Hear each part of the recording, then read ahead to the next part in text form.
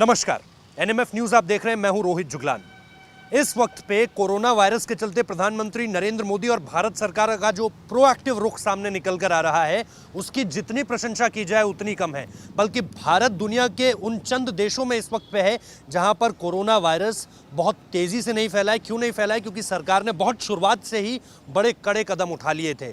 और दुनिया अब भारत को देखकर यह कह रही है कि भारत के एयरपोर्ट्स हो या अंदर भी आप भारत में अगर पहुंच जाते हैं तो भी चीज़ें इस तरह से बेहतर करी हुई हैं कि कोरोना वायरस अटैक नहीं कर पाएगा। लेकिन आज ये जो खास पेशकश है ये इस चीज़ के लिए नहीं है कि कोरोना वायरस के प्रति भारत के कदम क्या हैं। सवाल तो उन लोगों को लेकर है जिन्हें प्रधानमंत्री नरेंद्र मोदी ने प्रोएक्टिव रूप में सामने आकर ईरान से बचा लाया, मालदीव से बचा लाया, इटली से बचा लाया। और ये कौन लोग हैं? ये वही एक खास विशेष धर्म के लोग हैं जिनके बयान प्रधानमंत्री नरेंद्र मोदी को लेकर क्या क्या रहते हैं, मुझे नहीं लगता मुझे आपको याद दिलाने की ज़रूरत है। जो मुर्दाबाद भी कहते हैं, जो मारने की बात भी कहते हैं, जो पत्थर भी फेंकते हैं, जो ये भी कहते हैं कि मोदी इस देश के मुसलमानों के लिए बेहतर नहीं होगा, उनसे इस देश के मुसलमानों को सावधान रहना चाहिए। और ये सारे के सारे लोग ऐसा कुछ खास लोगों के कहने पर करते हैं, ऐसा कुछ खास लोगों के कहने पर कहते हैं। सोनिया गांधी का बयान आप भूले तो नहीं होंगे, रामलीला मैदान से उन्होंने क्या कह दिया था कि आप लोग इसे आर पार की लड़ाई समझिए। और उसके 10 दिन बाद ही दिल्ली में दंगे शुरू हो गए। पठान साहब का बयान तो आप नहीं भूले होंगे। और वारिस पठान ने जो कुछ कह दिया था 15 करोड़ वाली बात भी आप नहीं भूले होंगे कि 15 मिनट दे दीजिए, बता देंगे 15 करोड़ कैसे 100 करोड़ पर भारी है।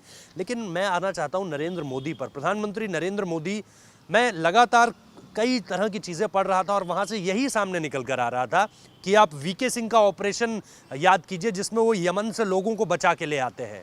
यमन से वो जो ऑपरेशन भारत ने सक्सेसफुली पूरा कर लिया था, उसमें कौन लोग थे? उसमें यही खास विशेष धर्म के लोग मौजूद थे जिनको भारत सरकार ने प्रधानमंत्री नरेंद्र मोदी के कहने पर वीके सिंह वहाँ जाते हैं और उन लोगों को बचा कर ले आते हैं। ये वही लोग थे जो कहीं ना कहीं ईरान में उस वक्त फंसे हुए थे जब अमेरिका युद्ध की धमकियां दे रहा था और ऐसा लग रहा था वर्ल्ड वॉर 3 शुरू हो जाएगा। 12 लाख की आबादी है भारतीयों की ईरान में और इसमें अधिकतर मुसलमान हैं। लेकिन प्रधानमंत्री नरेंद्र मोदी ने उस वक्त पे भी यही कहा कि हमारी नेवी तैयार है, हमारी एयरफोर्स तैयार है, जिस वक्त पे ऐसा कुछ लगेगा तुरंत बचा कर ले आएंगे। कोरोना वायरस के केस में क्या हो रहा है? पाकिस्तान को ज़रा देखिए।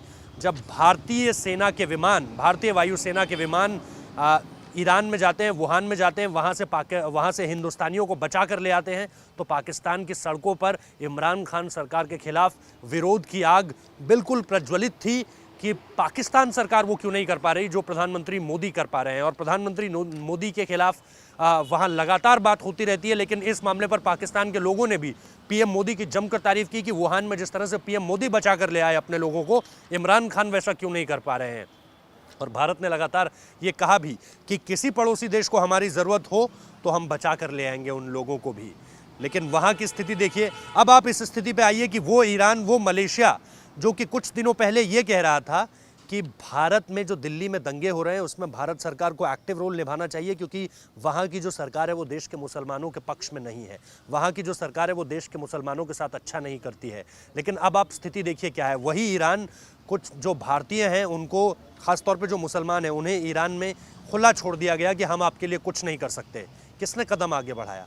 भारतीय सरकार ने कदम आगे बढ़ाया। किसके कहने पे ये कदम उठाए जा रहे हैं? प्रधानमंत्री नरेंद्र मोदी के कहने पर ये कदम उठाए जा रहे हैं। ईरान से बचा कर ले आए हैं लोगों को। मलेशिया के अब जो सरकार है वो भारत से जो है मदद मांग रही है।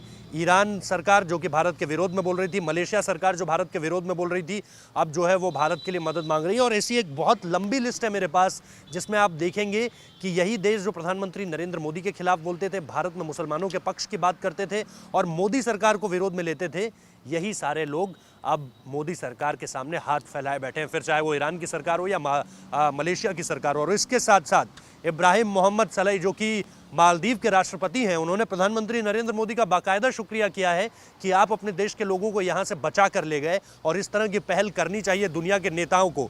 तो दुनिया को भी सीख दे रहे हैं, भारत के लोगों को भी ये बता रहे हैं कि ये जो नैरेटिव एक गढ़ा जा रहा है प्रधानमंत्री नरेंद्र मोदी के खिलाफ कि उनकी मुस्लिम विरोधी छवि है, वो तो खैर ध्वस्त लगातार होती जा रही है इस तरह की चीज़ों के सामने आने के बाद। आप ज़्यादा दूर क्यों जाते हैं? ट्रिपल तलाक को देखिए। क्या मुस्लिमों के लिए ऐसा कोई कानून आज से पहले आपने देखा है जिसमें मुस्लिम महिलाओं सड़क पर आई हों, मालाएं पहनाई जा रही हो प्रधानमंत्री नरेंद्र मोदी के, जो पोस्टर्स उन्होंने लगाए थे, क्योंकि प्रधानमंत्री नरेंद्र मोदी से तो सबको मिलने का ऐसा सफिशिएंट हो भी नहीं सकता है कि प्रधानमंत्री नरेंद्र मोदी सबसे मिल पाएँ, लेकिन जिनसे भी मिले सारी मुस्लिम महिलाओं ने उनका शुक्रिया किया।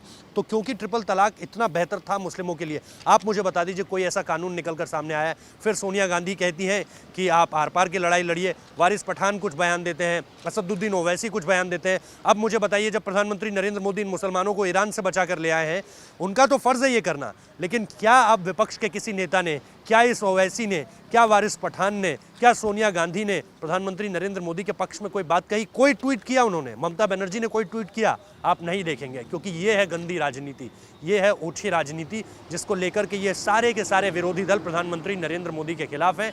खैर, हमारा तो यही कहना है कि प्रधानमंत्री नरेंद्र मोदी इसी तरह से काम करते रहे, क्योंकि ये वही लोग हैं यार जो कुछ लोगों के कहने पर फिर कहने लग जाएंगे कि मोदी इस देश के मुसलमानों के लिए खतरा है। लेकिन प्रधानमंत्री नरेंद्र मोदी बातों से कुछ नहीं कहने वाले हैं, उनके काम जो है वो साफ तौर पर विश्व मानचित्र पर दिखाई दे रहे हैं, और दुनिया के देश इस वक्त पे भारत से मदद मांग रहे हैं। क्यों? आपको पूरी रिपोर्ट में मैंने बताया। आपको क्या लगता है?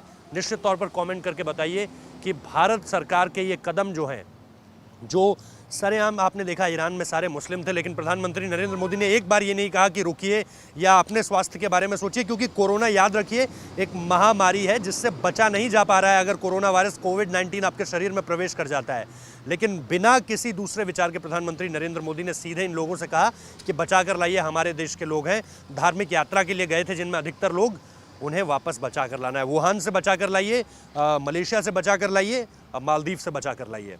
आपको क्या लगता है? निश्चित तौर पर कमेंट करके ज़रूर बताइए, और इस वीडियो को ज़्यादा से ज़्यादा शेयर कीजिए, लाइक कीजिए, कमेंट कीजिए, सब्सक्राइब कीजिए, और अपना प्यार इसी तरह से हमारे साथ बांटते रहिए। बहुत बहुत शुक्रिया, धन्यवाद।